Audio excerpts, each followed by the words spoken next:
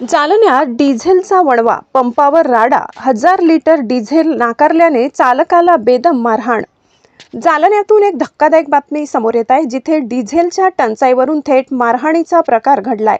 जास्तीचे डिझेल देण्यास नकार दिला म्हणून एका पेट्रोल पंप चालकाला बेदम मारहाण करण्यात आली आहे. सविस्तर बातमी.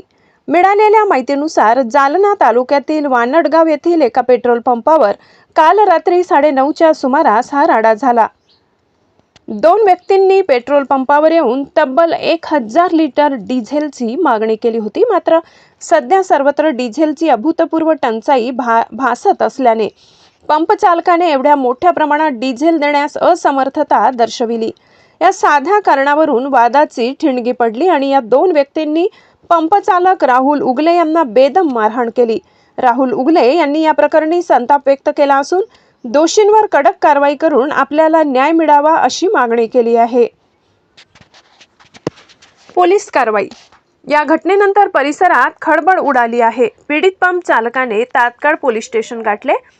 या प्रकरणी रात्री उशिरा जालना तालुका पोलीस ठाण्यात 2 संशयितांविरुद्ध अदाखलपत्र एनसी गुन्ह्याची नोंद करण्यात आली आहे.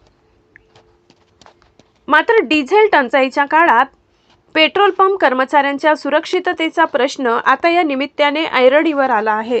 पंपावर काम करत असताना 3 ग्राहकांनी अचानक 1000 लिटर डिझेलची मागणी केली. टंचाईग्रस्त परिस्थितीत ही मागणी आम्ही पूर्ण करू शकत नव्हतो.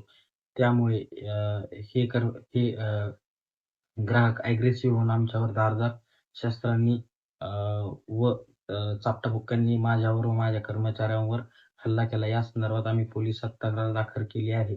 आमची प्रशासनाला व पोलिसांना कळकळीची विनंती आहे की आमचा FIR नोंदवून घ्यावा व आम्हाला न्याय द्यावा.